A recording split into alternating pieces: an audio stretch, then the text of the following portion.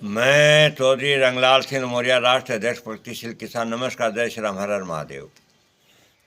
2026 में अप्रैल मई में 5 राज्यों के चुनाव होंगे। आसाम, पश्चिम बंगाल, पांडिचेरी, तमिलनाडु और केरल। मैं हर स्टेट की विस्तृत से आपको बताऊं। असम में 126 सीट है, बहुमत के लिए 24 सीट चाहिए। अभी भी एनडीए बहुमत में है। वहाँ एनडीए, बीजेपी, असम गण परिषद और बोडोलैंड मिलकर लड़ेंगे, और कांग्रेस एक क्षेत्रीय दल वो मिलकर लड़ेंगे। फिर एक बदरुद्दीन अजमल हैं, वो एमपी रहे हैं, उनके 15-20 एमएलए भी आते थे, वो भी अलग लड़ेंगे। वहाँ मैं बता रहा हूँ कि असम में वहाँ का जो मुख्यमंत्री है वो सनातन धर्म को बहुत मजबूत कर रहा है और बांग्लादेश इनको बाहर निकाल रहा। तो वहाँ एनडीए को 175 और 185 के बीच में सीट आएंगी। तो 20 और 25 का आएंगे इंडिया गठबंधन के, बाकी अन्य बदरुद्दीन अजमल वगैरह। दोबारा बनाएगा वहाँ, तीसरी बार बनेगी वहाँ एनडीए की सरकार। पश्चिमी बंगाल में बड़ा कांटे का मुकाबला होगा। 294 सीट है, बहुमत के लिए 148 सीट चाहिए। वहाँ कांग्रेस का कोई वजूद नहीं है। कम्युनिस्ट वहाँ चुनाव लड़ेंगे, सीपीआई, सीपीएम, फॉरवर्ड ब्लॉक, पीपल्स पार्टी। कांग्रेस का तो वहाँ कदाव बैठ गया, मान लो कुछ नहीं है, वहाँ एक सीट भी नहीं आएगी। बड़े शर्म की बात है, कितनी पुरानी पार्टी, सिद्धार्थ शंकर राय के बाद में वहाँ कांग्रेस सत्ता में नहीं है।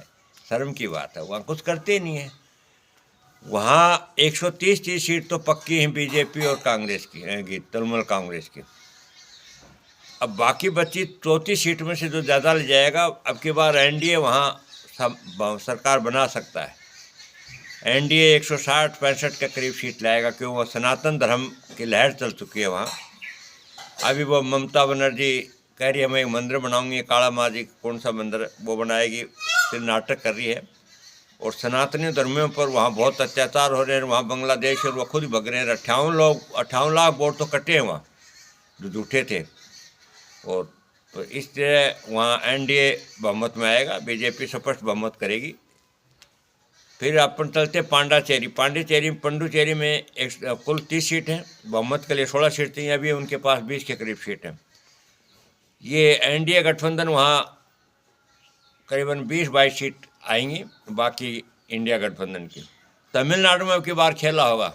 अब की बार खेला क्या, क्षेत्रीय दल हैं, एआईएडीएमके वगैरह ये और बीजेपी मिल के लड़ेंगे। और वहाँ 234 सीट हैं, 234 में बहुमत के लिए 118 चाहिए। और वहाँ करीबन एनडीए को 150 के करीब सीट मिलेंगी, सफल बहुमत में आएगा। और उनका स्टालिन का बहुत भारी विरोध है, वो सनातनी धर्म का बहुत भारी विरोधी है। केरल में 140 सीट है, बहुमत के लिए 71 सीट थी। वहाँ त्रिकुट का विधानसभा बने, किसी को भी 71 सीट नहीं आएंगे, न एलडीएफ को आएंगे, न यूडीएफ को, न एनडीए बीजेपी को। बीजेपी वहाँ बहुत अच्छा करेगा। अभी एक महापौर बनाया है तिरुवनंतपुरम में, केरल की राजधानी है वहाँ। बीजेपी वहाँ ये मानता हूँ मैं 22-24% वोट आएंगे और करीबन 25 से 30 के बीच में सीट आएंगी, अच्छा करेगी। और किसी को बहुमत नहीं है। ये 5 स्टेटों का ये रिकॉर्ड कर लेना, मैंने बिहार के भी यही बताया था, वो करीब करीब निकला।